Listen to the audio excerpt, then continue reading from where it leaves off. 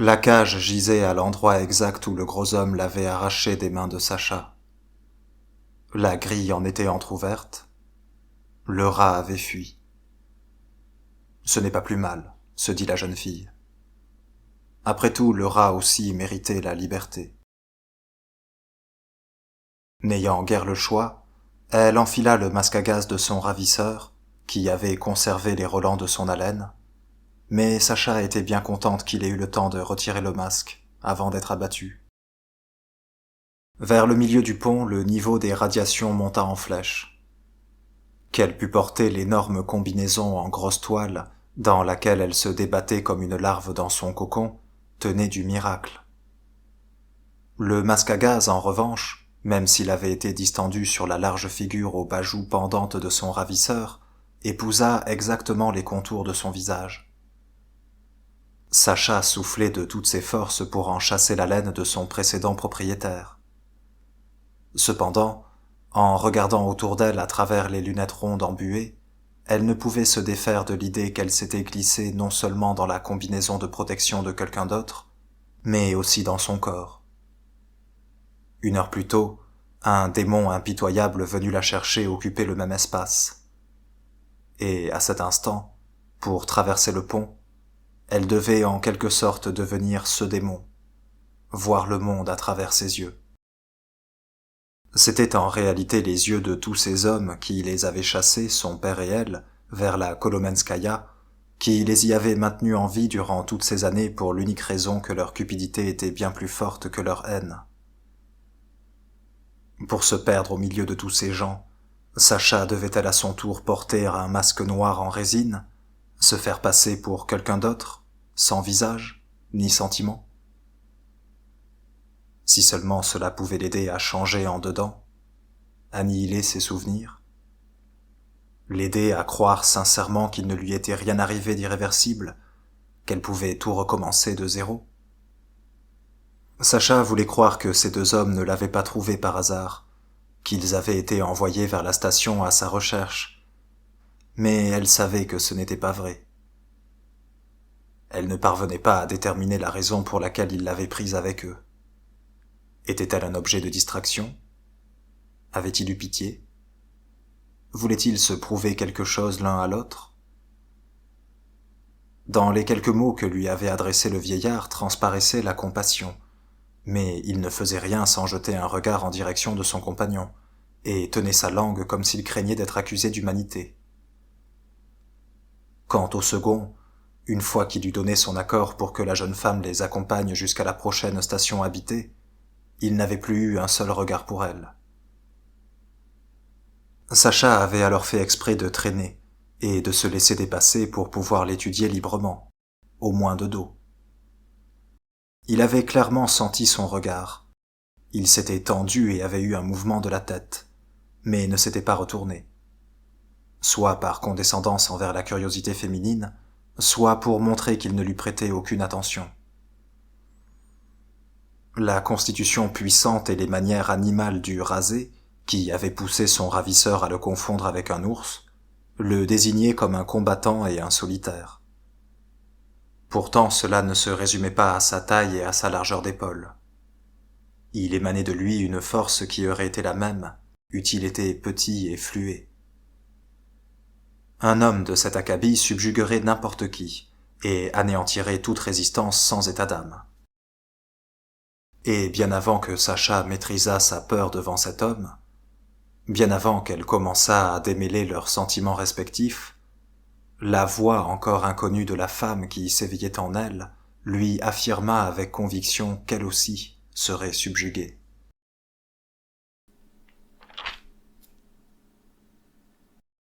La draisine filait étonnamment vite. Omer ne sentait pas la résistance des leviers, car le brigadier fournissait la majeure partie de l'effort.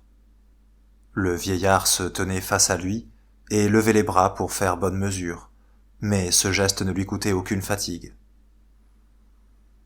Tel un myriapode géant, le pont trapu des voies aériennes traversait à gué les eaux noires et épaisses de la rivière.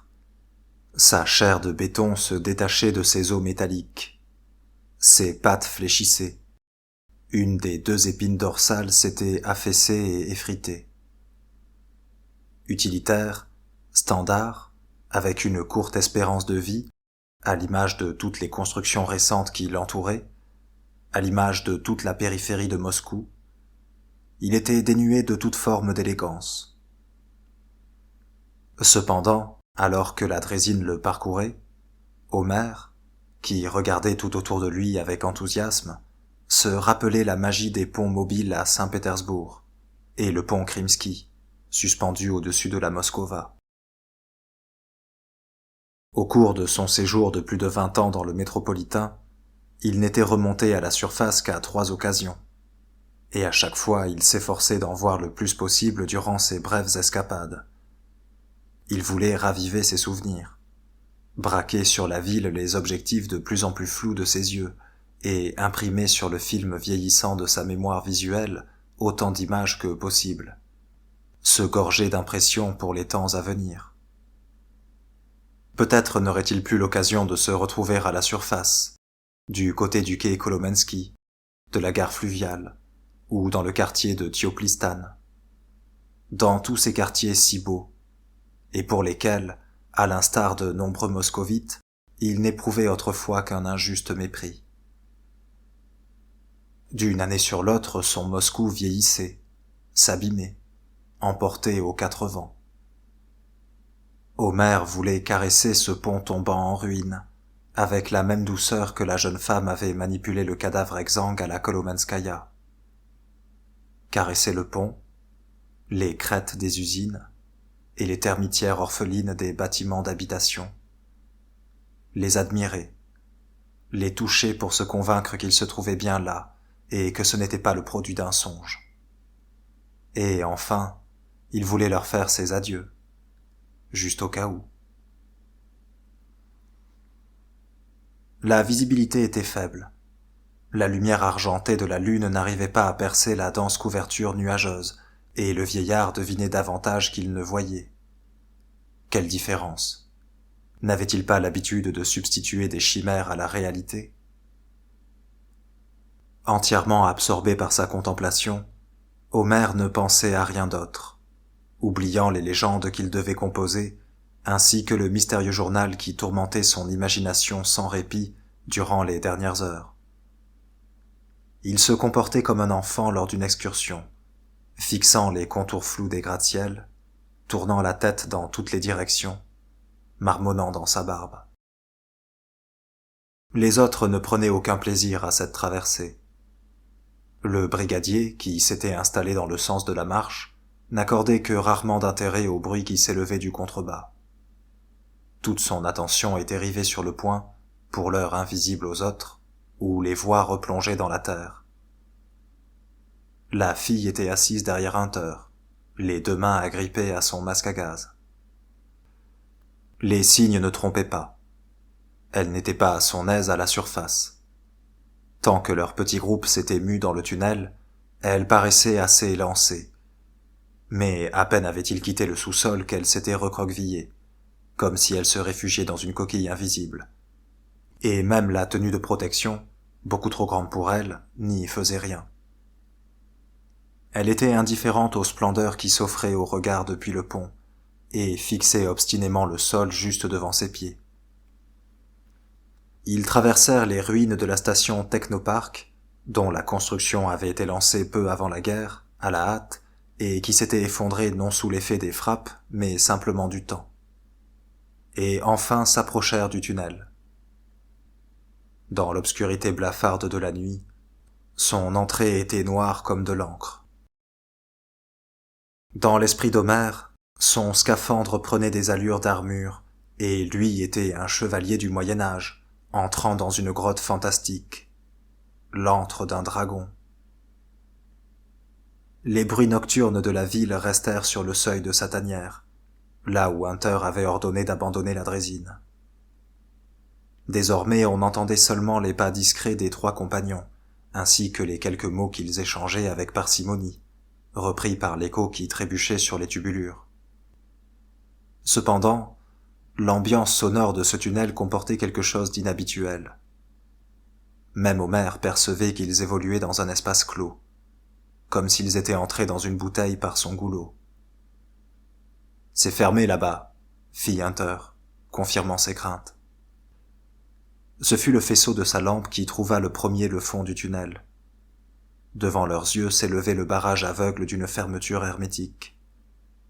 Les rails scintillaient à l'endroit où ils s'arrêtaient brutalement, et des bourrelets de graisse à moteur pendaient des gonds imposants.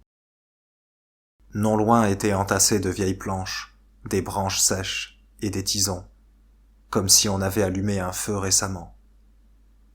Les portes devaient servir régulièrement, mais uniquement pour laisser sortir ceux qui vivaient derrière, et rien ne permettait du côté où ils se trouvaient de signaler leur présence. Le brigadier se tourna vers la gamine. « C'est toujours comme ça ici ? Ils sortent de temps en temps. Ils viennent chez nous sur l'autre rive, pour commercer. Je pensais qu'aujourd'hui... » Elle donnait l'impression de vouloir se justifier. Savait-elle qu'il n'y avait aucun moyen d'entrer, et voulait-elle le cacher ? Hunter tambourina sur le portail du manche de sa machette, comme s'il s'agissait d'un énorme gong. Mais l'acier était bien trop épais, et au lieu d'un grondement retentissant, on n'entendait que des tintements sourds. Il était peu probable que l'appel fût audible de l'autre côté du ventail, même s'il s'y trouvait quelqu'un pour écouter. Aucun miracle ne se produisit. Ils n'obtinrent aucune réponse.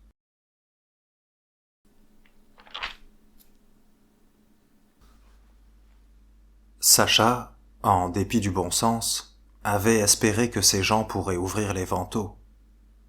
Elle avait craint de les prévenir que le passage vers le cœur du métro était fermé, redoutant qu'ils choisissent alors un autre chemin et l'abandonnent à son sort là où ils l'avaient trouvé. Mais nul n'attendait ces hommes derrière ces portes. Quant à briser les vantaux hermétiques, ce n'était à la portée de personne. L'homme au crâne rasé étudia le battant à la recherche d'une faiblesse ou d'une serrure secrète. Mais Sacha savait parfaitement qu'il n'y avait rien de tel de leur côté. Ces portes ne s'ouvraient que de l'intérieur. « Restez ici. Je pars en reconnaissance. Je vais vérifier les vantaux dans l'autre tunnel, repérer des puits d'aération, » fit-il d'un ton sec. Il se tut quelques instants avant d'ajouter « Je reviens ». Il disparut une fois ces mots prononcés. Le vieil homme ramassa les planches et les branchages qui gisaient autour d'eux et alluma un petit feu. Il s'assit ensuite sur une traverse et plongea la main dans son sac pour y trier ses possessions. Sacha s'installa à côté de lui en silence pour se faire oublier, et l'observa. Le vieillard offrait un étrange spectacle, sans que Sacha sût s'il le jouait pour elle ou pour lui-même. Après avoir extrait de son sac à dos un cahier sale et abîmé, il lui jeta un regard méfiant, s'éloigna d'elle en crabe, et se replia sur les feuillets griffonnés. Puis il bondit aussitôt avec une agilité suspecte vu son âge, pour vérifier que l'homme rasé était vraiment parti. Il fit une quinzaine de pas de loup malhabile en direction de la sortie du tunnel, n'y découvrit personne, et jugea cette mesure de précaution suffisante. Il s'adossa ensuite au ventail, plaça son sac de manière à ce qu'il fît écran entre Sacha et lui, et s'absorba dans la lecture. À mesure qu'il lisait, le vieillard était gagné par l'agitation. Il commença par marmonner dans sa barbe, puis il ôta ses gants, sortit une gourde, et pour une raison incompréhensible, se mit à asperger d'eau son cahier.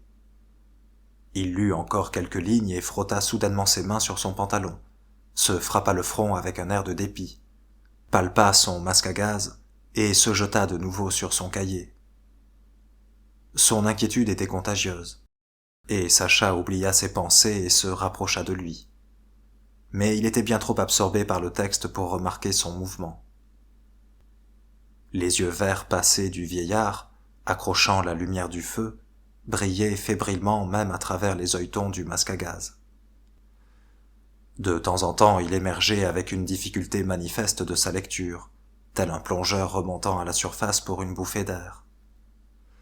S'arrachant au texte, Il fixait craintivement la tache lointaine de ciel nocturne tout au bout du tunnel. Mais il n'y avait rien à voir.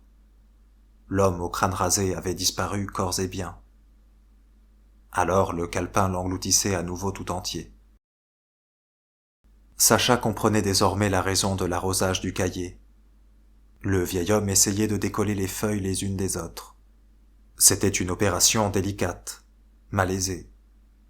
Une fois, il laissa échapper un cri comme s'il s'était coupé. En réalité, il venait de déchirer une page. Il jura, se fustigea, et pour la première fois remarqua la manière insistante qu'elle avait de l'observer. Il se troubla, ajusta encore une fois son masque à gaz, mais ne lui adressa pas la parole. Il voulait terminer sa lecture. Enfin, il s'approcha du feu et y jeta son cahier, sans un regard pour Sacha, et la jeune fille sentit que le moment n'était pas propice aux questions. Son interlocuteur mentirait, ou se tairait. Et puis d'autres soucis l'inquiétaient davantage à cet instant. 1 heure avait dû s'écouler depuis le départ de l'homme à la tête rasée. Ne les aurait-il pas abandonnés comme un fardeau inutile? Sacha se rapprocha du vieil homme. « Le second tunnel est également fermé, » dit-elle d'une voix faible. « Et tous les puits de ventilation à proximité sont murés. Il n'y a que cette entrée. » L'autre la regarda d'un air absent, fournissant un effort visible pour se concentrer sur ses paroles. « Il trouvera un moyen d'entrer. Il a un sens pour ça. » Le vieil homme se tut. 1 minute s'écoula avant qu'il ne reprît la parole, sans doute pour éviter de paraître discourtois. « Comment t'appelles-tu »« Alexandra, » se présenta-t-elle. « Et toi ?»« Nikolai. » En commençant sa phrase, le vieillard avait tendu la main. Mais soudain, comme changeant d'avis, il la retira vivement avant que Sacha eût le temps de la toucher. « Omer. Je m'appelle Omer. » Bizarre comme surnom, lâcha la jeune fille après l'avoir répété. « C'est un nom, » dit fermement Omer. Devait-elle lui dire que les portes ne s'ouvriraient pas tant qu'elle les accompagnait? Ne se fussent-ils présentés que tous les deux, les vantaux auraient peut-être été grand ouverts. C'était la Kolomenskaya qui refusait de laisser partir Sacha, qui la punissait de son manque d'attention envers son père. Elle avait fui, étirant au maximum sa laisse, mais c'était une laisse qu'elle ne pouvait rompre. La station l'avait ramenée à elle une fois, et elle recommencerait. Ses pensées, ses images, elle avait beau les chasser, tels des insectes buveurs de sang, elles ne s'éloignaient jamais au-delà de la portée de son bras, pour revenir et tourner autour d'elle, s'insinuer en elle, par les yeux, les oreilles. Le vieillard poursuivait la conversation et l'interrogeait à propos de quelque chose d'autre. Mais elle ne répondait pas. Ses yeux étaient noyés de larmes, et dans ses oreilles résonnait la voix de son père, lui répétant sans cesse « Il n'y a rien de plus précieux que la vie humaine. » Enfin survint l'instant où elle comprit réellement le sens de ses paroles.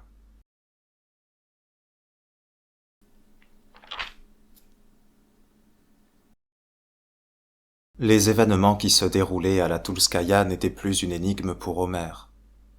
La réponse au mystère était bien plus simple et effrayante que ce qu'il avait imaginé. Mais l'histoire la plus terrible ne commençait qu'à cet instant, une fois déchiffré le cahier qu'il avait trouvé.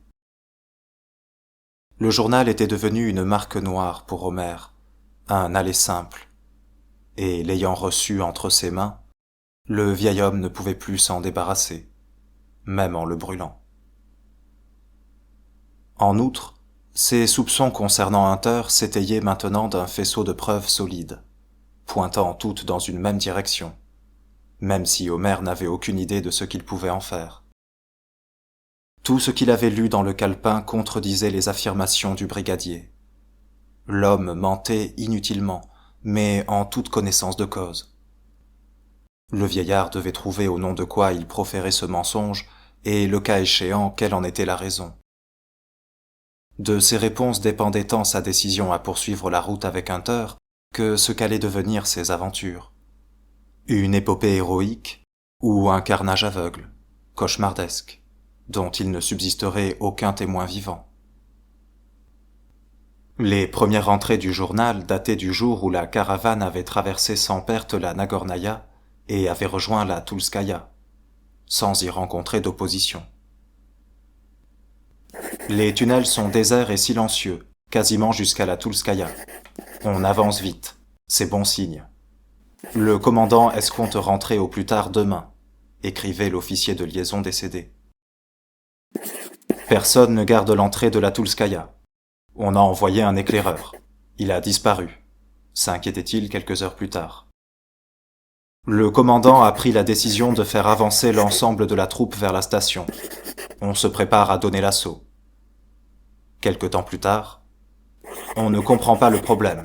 On discute avec les locaux. Quelque chose ne va pas. Une sorte de maladie. Un peu plus loin encore venait l'explication. Certaines personnes sur la station sont contaminées par quelque chose, une maladie inconnue.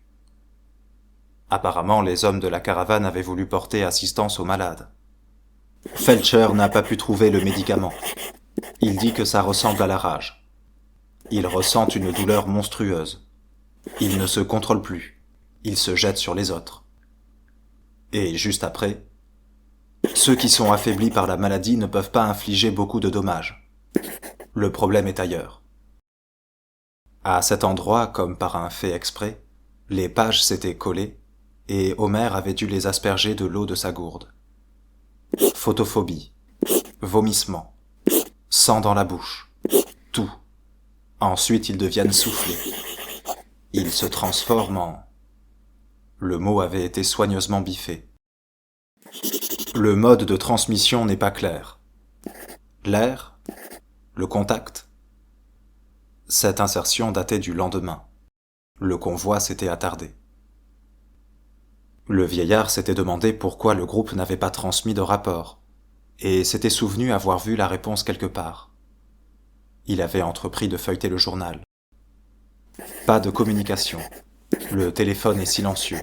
Sabotage possible. Quelqu'un qui a été banni? Pour se venger? Ça date d'avant notre arrivée. Avant, il jetait les malades dans les tunnels.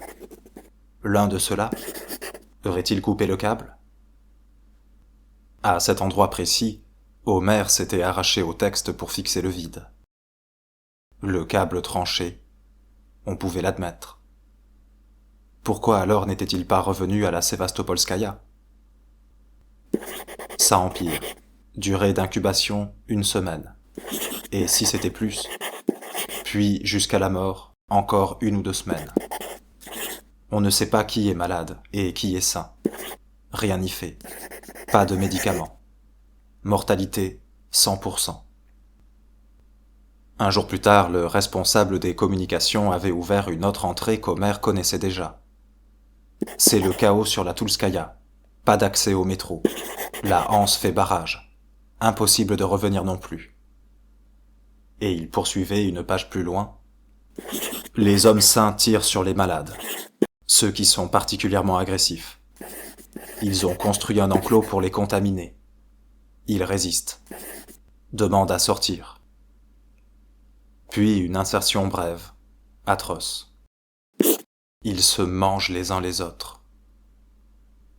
Le responsable des communications était lui aussi effrayé, mais la discipline de fer qui régnait dans son détachement empêchait la peur de devenir panique. Même au cœur d'une épidémie de fièvre mortelle, une brigade de la Sévastopolskaïa restait égale à elle-même. Avons pris le contrôle de la situation, cerné la station, désigné un commandant, avait lu Homer. Les nôtres se portent bien, mais il s'est écoulé trop peu de temps. Le groupe de recherche envoyé depuis la Sévastopolskaïa avait atteint la Toulskaïa sans encombre, pour s'y trouver bien entendu coincé à son tour. Ils ont pris la décision de rester ici le temps de l'incubation, pour ne pas exposer les autres au danger, ou alors à jamais. Et un peu plus loin, notre situation est sans issue. aucune aide à attendre. Si on contacte la Sévastopolskaïa, on condamne les nôtres. Il ne reste plus que... Combien ? Cela ne pouvait signifier qu'une chose. La garde près des portes de la Toulskaïa était montée par des soldats de la Sévastopolskaïa. Ce n'était pas un hasard si leur voix lui avait semblé si familière. Ne s'agissait-il pas des hommes avec qui il avait défendu les tunnels sud des incursions des vampires venant de la Tchertanovskaïa ? C'était de leur plein gré qu'ils avaient renoncé au retour, espérant ainsi protéger leur station de la contamination. Le plus souvent, c'est par contact humain, mais il semblerait que ce soit aussi par l'air qu'on respire. On dirait que certains sont immunisés. Ça a commencé il y a quelques semaines, et nombreux sont ceux qui n'ont pas été touchés par la maladie. Mais il y a de plus en plus de morts. On vit dans une morgue. Les notes de l'officier étaient celles d'un rapport, mais parfois on devinait par le tracé des lettres l'homme au bord de l'hystérie. Qui sera le prochain à crever ? Cependant discipliné, il se ressaisissait et poursuivait d'une écriture maîtrisée. Il faut agir, prévenir. Je veux me porter volontaire pour cette mission. Je n'irai pas jusqu'à la Sévastopolskaïa, mais il faut trouver l'endroit où le câble est abîmé. Il faut téléphoner. Il faut absolument téléphoner. 24 heures s'étaient écoulées. Le temps d'un combat invisible avec le commandant de la caravane, de disputes inaudibles avec les autres soldats, et d'un désespoir croissant. L'officier avait décidé, une fois remis de ses échecs, de consigner dans le cahier tout ce qu'il avait tenté de leur faire admettre. Ils ne comprennent pas à quoi ça ressemble du point de vue de la Sévastopolskaïa. Voilà une semaine que dure le blocus. Ils vont envoyer une nouvelle équipe qui ne pourra pas revenir, elle non plus. Puis ils enverront une section d'assaut, plus nombreuse. Ils déclareront la mobilisation générale. Tous ceux qui mettront le pied à la Toulskaïa vont se trouver dans la zone à risque. Quelqu'un finira par être contaminé et réussira à fuir vers chez lui. Là, tout sera fini. Il faut empêcher l'assaut. Ils ne comprennent pas. Encore une tentative vaine de faire entendre raison au commandement, comme toutes celles qui l'avaient précédé. Ils ne me laissent pas partir. Ils sont devenus fous. Qui va le faire sinon moi ? Le lendemain, j'ai fait semblant d'être calmé, d'être d'accord pour attendre.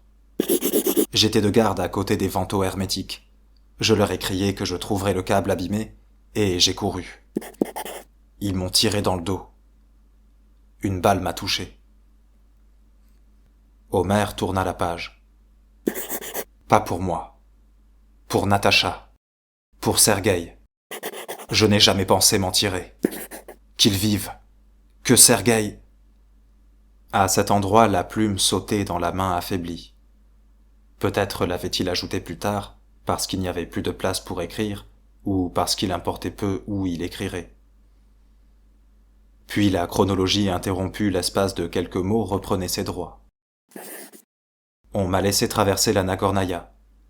Merci. Je n'ai plus de force. Je marche. Tomber dans les vapes. Combien de temps ? Aucune idée. Du sang dans le poumon. Balle ou contamination ? La cursive des lettres se raidissait et se muait en ligne droite de l'encéphalogramme du mourant. Mais il reprenait conscience et poursuivait son récit. Je n'arrive pas à trouver de dommages sur le câble. Nakimovski Prospect. J'y suis. C'est le téléphone. Vais prévenir que interdit. Sauvé. Femme. Manque.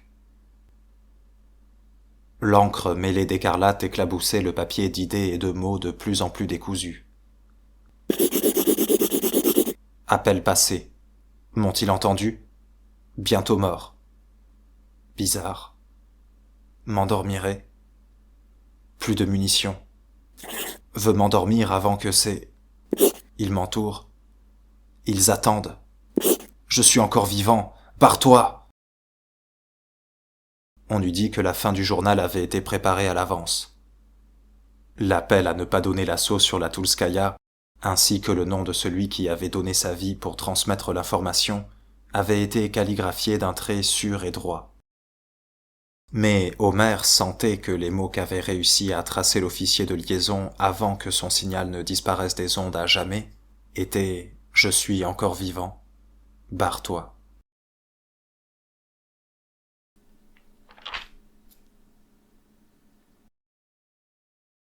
Un lourd silence enveloppait les deux silhouettes qui se serraient autour du feu. Omer n'essayait plus de secouer la gamine. Sans souffler mot, il remuait les cendres avec un morceau de bois, alors que les flammes dévoraient péniblement tel un hérétique le journal détrempé, et attendait que passe la tempête qui faisait rage en lui. Le destin se moquait de lui. Il avait tant voulu résoudre l'énigme de la Toulskaya, comme il avait été fier, une fois le journal trouvé, d'être le seul à approcher du but et à défaire les nœuds de cette intrigue. Et maintenant que la réponse à toutes les questions était entre ses mains, il se maudissait de sa curiosité. Certes, il portait son masque à gaz lors de la découverte du journal à Nakimovski Prospect, et à cet instant même, il était engoncé dans une combinaison de protection intégrale. Mais nul ne connaissait le mode de propagation de la maladie. Quel imbécile il était quand il se faisait peur à lui-même en pensant au peu qu'il lui restait à vivre. Oui, ça le motivait, ça l'aidait à combattre sa paresse, à maîtriser ses craintes. Mais la mort a ses propres motivations, et elle n'aime pas ceux qui jouent avec elle. Et voilà que le journal lui annonçait une date butoir. Il disposait de quelques semaines depuis le jour de sa contamination jusqu'au trépas. Et même si c'était un mois entier, il avait tant à accomplir durant ces 30 malheureux jours. Que faire? Avouer sa maladie à ses compagnons et partir crever à la Kolomenskaya? Si ce n'était de son mal, alors de faim et des radiations? Mais s'il était porteur de cette terrible pathologie, Hunter et la jeune femme qui avait respiré le même air que lui l'étaient également. En particulier le brigadier, qui avait discuté avec les sentinelles de la Toulskaya en se tenant très près d'elle. Il pouvait également choisir de se taire, d'attendre, en espérant ne pas avoir été contaminé. Non par peur, mais pour continuer le voyage avec Hunter. Pour que le maelstrom des événements qui l'avaient emporté ne le quitte pas, et qu'il puisse continuer à épuiser l'inspiration. Car même si en ouvrant ce maudit cahier Nikolai Ivanovitch se mourait, citoyen vieillissant, inutile et sans talent de la Sévastopolskaya, ancien aide machiniste, chenille plaquée au sol par la force de gravité, Omer, lui, l'analyste, le forgeur de légendes, émergeait à peine, papillon éphémère à la lumière du jour. Peut-être une tragédie digne des plus grandes plumes lui était-elle présentée, et désormais tout dépendait de sa capacité à lui donner corps sur le papier en ces 30 jours qui lui étaient impartis. Avait-il le droit de dédaigner cette chance? Avait-il le droit de devenir ermite, d'oublier sa légende personnelle, de renoncer volontairement à l'immortalité véritable et d'en priver tous ses contemporains? Qu'est-ce qui serait le plus criminel, le plus stupide? Porter le flambeau de l'épidémie à travers la moitié du métro, ou s'immoler par le feu avec ses propres manuscrits? En homme vaniteux et pusillanime, Omer avait déjà fait son choix, et se consacrait désormais à trouver des arguments en sa faveur. Quel intérêt pour lui de se momifier vivant en compagnie de 2 cadavres dans une crypte sur la Kolomenskaya? Il n'était pas homme des actions d'éclat. Et si les combattants de la Sévastopolskaya étaient prêts à s'inscrire dans le registre des morts par simple précaution, c'était leur choix et leur droit le plus strict. Au moins ne mourrait-il pas dans la solitude. Et puis quel était le sens du sacrifice d'Omer? Il ne serait jamais en mesure d'arrêter Hunter. Si le vieillard répandait la maladie dans son sillage, c'était par ignorance, alors que Hunter, lui, savait parfaitement ce qu'il faisait, ayant appris la vérité lors de sa conversation à la Toulskaya. Ce n'était pas pour rien qu'il insistait tant sur la nécessité d'annihiler l'ensemble des occupants de cette station, et, dans leur nombre, les hommes de la caravane de la Sévastopolskaya. Ce n'était pas pour rien qu'il réclamait des lance-flammes. Et si Hunter et lui étaient déjà malades, l'épidémie allait immanquablement se répandre dans la Sévastopolskaya. Les premiers touchés seraient ceux avec qui ils avaient été en contact. Elena, le chef de la station, le commandant du périmètre, tous leurs adjudants. Cela voudrait dire que la station serait décapitée en 3 semaines, qu'elle sombrerait alors dans le chaos, et que cette peste finirait par emporter tous les autres. Une question intéressante émergeait de ces faits. Comment Hunter comptait-il éviter lui-même la contamination? Pourquoi avait-il rebroussé chemin vers la Sévastopolskaya alors qu'il avait conscience d'être déjà peut-être porteur de la maladie? Il devenait de plus en plus évident pour Homer que le brigadier n'agissait pas instinctivement, mais qu'il observait pas à pas un plan bien précis, jusqu'à ce que le vieillard vienne brouiller les cartes. Ainsi, la Sévastopolskaya était-elle condamnée dans tous les cas de figure, et leur expédition perdait-elle tout son sens? Mais pour rentrer chez lui et mourir doucement à côté d'Elena, Homer devait achever son tour du monde.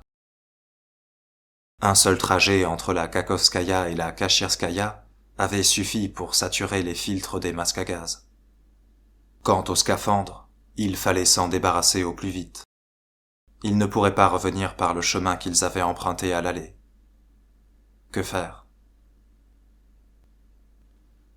La jeune fille dormait roulée en boule.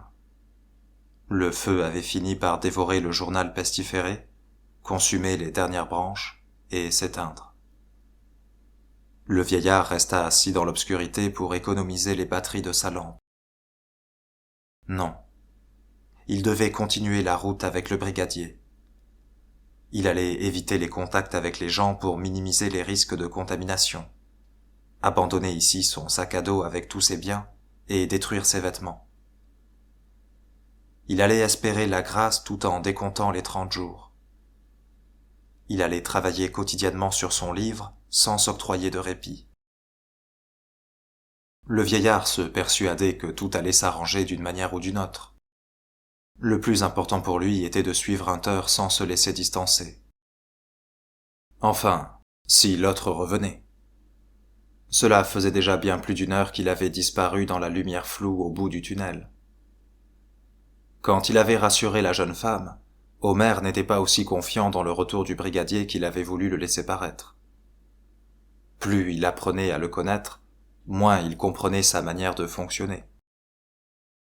Il était impossible de douter du brigadier, tout aussi impossible que d'avoir confiance en lui. Il ne se laissait pas étudier et ne pouvait pas se définir par les émotions qu'éprouvaient ses congénères. Homer s'était fié à cet homme. Il était trop tard pour le repentir, et cela n'avait plus de sens. Dans les ténèbres denses, le silence ne semblait plus aussi absolu. Il était traversé par d'étranges chuchotements, un hurlement lointain, des chuintements. Dans les uns, le vieillard croyait discerner les pas titubants des charognards, dans les autres le glissement des géants fantasmatiques de la Nagornaya, dans les troisièmes, les cris des mourants. Il ne se passa pas 10 minutes qu'il fit jouer l'interrupteur de sa lampe, et tressaillit. À 2 pas de lui se tenait Hunter, les bras croisés sur la poitrine, qui fixait la gamine endormie. Il se protégea du revers de la main de la lumière vive qui aveuglait ses yeux habitués à l'obscurité, et dit tranquillement : « Ils vont ouvrir maintenant. »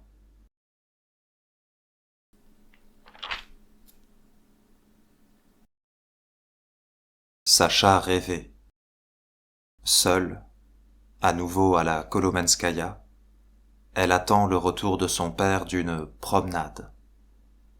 Il est en retard, mais elle doit à tout prix attendre son arrivée, l'aider à enlever les couches supérieures de ses vêtements, son masque à gaz, le nourrir. Tout est prêt pour le déjeuner depuis longtemps, et elle ne sait pas comment s'occuper. Elle voudrait s'éloigner des portes qui mènent à la surface, mais s'il rentrait en son absence, qui lui ouvrirait? Et la voilà assise sur le sol froid à côté de la sortie. Les heures passent, les jours s'envolent. Il ne revient pas.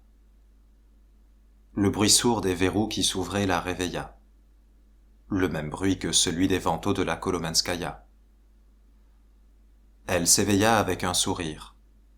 Son père était de retour. Puis elle regarda autour d'elle, et les souvenirs affluèrent. Le seul fait réel de la vision, qui s'évaporait rapidement, était le son des lourds verrous du portail métallique. 1 minute plus tard, l'énorme ventail vibra et coulissa lentement. À travers l'interstice grandissant, s'infiltrait un faisceau de lumière et les gaz d'échappement d'un moteur diesel. L'entrée du métro. La plaque d'acier glissa en douceur, révélant les entrailles du tunnel qui partait vers l'Avtozavodskaya et continuait jusqu'à l'anneau. Sur les voies, une grande draisine motorisée, équipée d'un projecteur et transportant quelques hommes, grondait dans un nuage de fumée. À travers le viseur de la mitrailleuse, les occupants du véhicule voyaient 2 voyageurs clignant des yeux et se les protégeant de la lumière soudaine. « Haut les mains !» ordonna-t-on. Imitant le geste du vieillard, Sacha leva ses bras docilement.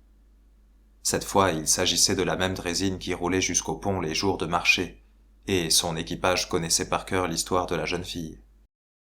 C'était maintenant que le vieil homme allait regretter d'avoir pris avec eux une inconnue, trouvée ligotée dans une station abandonnée sans s'être informé de la manière dont elle y était arrivée.